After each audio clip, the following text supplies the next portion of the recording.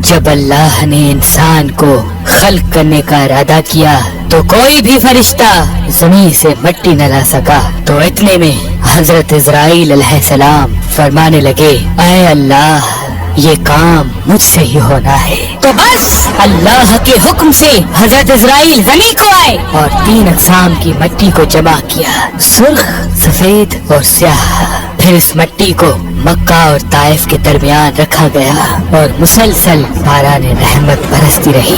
फिर अल्लाह ने इस मिट्टी को अर्श पे बुलाया और हजरत आदम अलैहिस्सलाम का पुतला तैयार कर दिया और 40 साल तक वो जन्नत में रखा गया। हर फरिश्ता उस मुजस्समे को देखता कि ये मिट्टी का बना हुआ पुतला कैसे चलेगा, कैसे बात करेगा, कैसे जिंदा होगा। 40 साल तक अल्लाह ने इस निशानी को कायम रखा और फिर एक दिन जन्नत के तमाम फरिश्तों को हुक्म दिया कि आज मैं अपनी इसमें रूह डालूंगा और जब ऐसा हो तो तमाम फरिश्ते इस आदम को सजदा कर देना। सब फरिश्ते हैरत से पुतले को देख ही रहे थे। इतने में अल्लाह ने इस मिट्टी के मुजस्समे में अपनी रूह डाली तो आदम अलैहिस्सलाम ने चीख ली और तमाम फरिश्ते सजदे में गिर के अल्लाह की तारीफ करने लगे सिवाय इब्लीस के, और वो तकब्बुर और हसद कर बैठा। अल्लाह ने उसे अपने दरबार से निकाल दिया।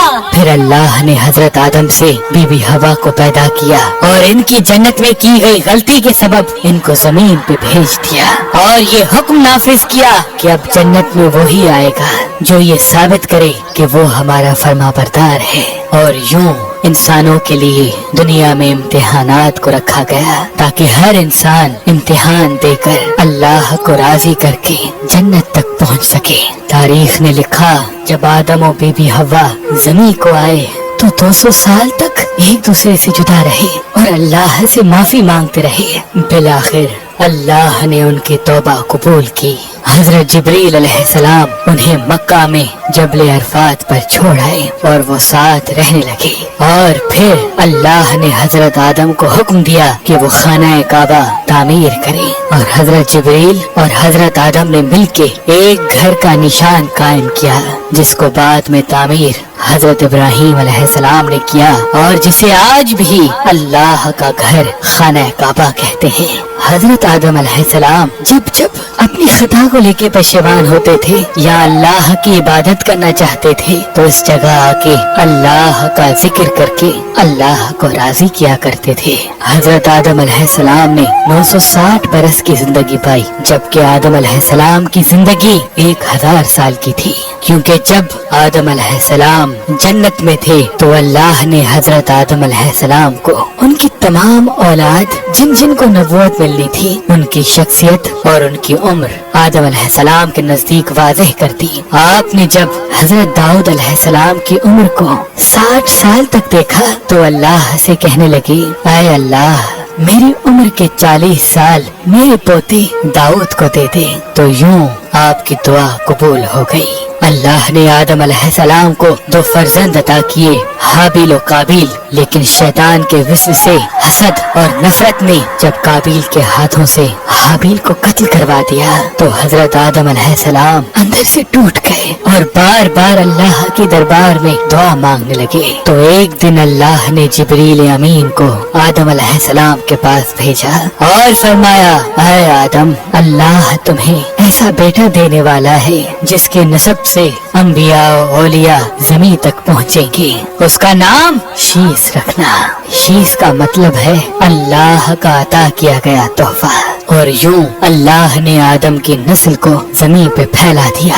जब आदम अलैहिस्सलाम का आखिरी वक्त आया, आपने अपने बेटों से कहा कि मेरा जन्नत के फल खाने का जी कर रहा है। आपके बेटे जमीन पे जन्नत के फल ढूंढते रहे कि अचानक से उनको फरिश्ते मिले और कहने लगे, ऐ बनी आदम, कहाँ जा रहे हो? उन्होंने कहा, हम अपने बाबा आदम के लिए जन्नत के फल ढूंढ रहे हैं। उन फरिश्तों ने कहा, जाओ, तुम्हारे बाबा चंद दिनों के मेहमान हैं। आपके तमाम फर्जंद दौड़ते दौड़ते आप तक आ पहुँचे तो आदम अलैहिस्सलाम बिस्तर बीमारी पर अल्लाह का जिक्र कर रहे हैं। बस इतने में मौत का फरिश्ता आ पहुँचा। जिसी भी हवा ने मौत के फरिश्ते को देखा हजरत आदम से लिपट गई कि मैं अपने शोहर को अपने से जुदा नहीं करूँगी। अल्लाह के नबी आदम अलैहिस्सलाम ने फरमाया, ऐ हवा मुझसे दूर हट जा, एक मर्तबा पहले भी तेरी वजह से जन्नत से निकाला गया हूँ। आज अल्लाह और उसके फरिश्ते के दरमियान तू हायल न बन। फिर आप उन फरिश्तों से मुखातिब होके कहने लगे,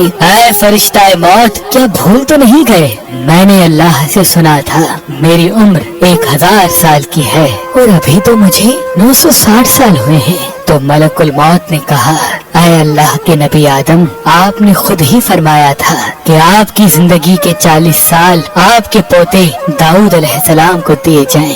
बस आदम अलैहिस्सलाम की रूह कब्ज की गई, आपको गुस्ल फरिश्तों ने दिया और जन्नत की खुशबू आपके जिस्म मुबारक को लगाई गई। फिर आपकी जनाज़े नमाज फरिश्तों ने हजरत जिब्राईल अलैहिस्सलाम के पीछे अदा की और जमीन खोद कर आपकी तदफीन की और तमाम इंसानों के नजदीक अल्लाह का ये हुक्म नाफिज किया कि जब भी किसी का इंतकाल हो तो उनके जिस्म को ऐसे ही तदफीन करना। आज भी उन फरिश्तों की सुन्नत पे अहले ईमान अमल करके अपने बुजुर्गों की तदफीन करते हैं।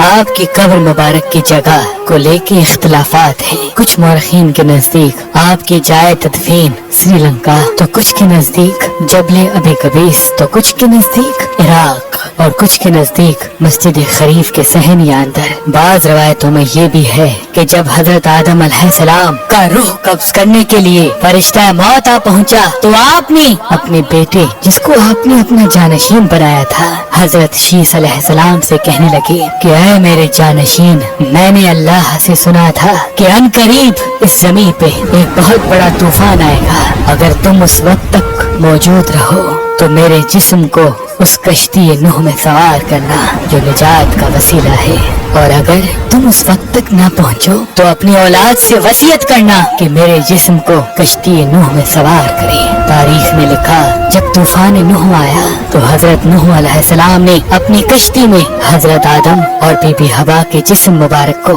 अपनी कश्ती में सवार किया और बैतुल मुकद्दस या इराक में उस जगह तदफीन किया जहाँ उन्होंने अपनी ही कब्र बनाई और बीच में एक कब्र खोद के अपनी तहरीर छोड़ दी। और जब इमाम अली अलैहिस्सलाम ने शहादत पाई तो उन्होंने वसीयत की, मेरे जनाजे को ऊंट पे रख के हसन और हुसैन पीछे चलते रहना, जहाँ ऊंट रुकेगा वहाँ एक चमकीला पत्थर होगा, उसको हटाना तो मेरी कब्र बनी होगी। जब इमाम हसन और हुसैन उस जगह पहुँचे जहाँ ऊंट रुका, उस चमकीले पत्थर को हटाया तो एक तरफ हजरत आदम अलैहिस्सलाम की कब्र बनी थी, दूसरे तरफ हजरत नूह अलैहिस्सलाम की कब्र बनी थी और बीच में एक कब्र खुदी हुई थी और उसमें तहरीर था कि ये कब्र नूह अलैहिस्सलाम ने अपने हाथों से वक्त के इमाम और रसूल अल्लाह के वसी अली इब्ने अबी तालिब अलैहिस्सलाम के लिए बनाई है।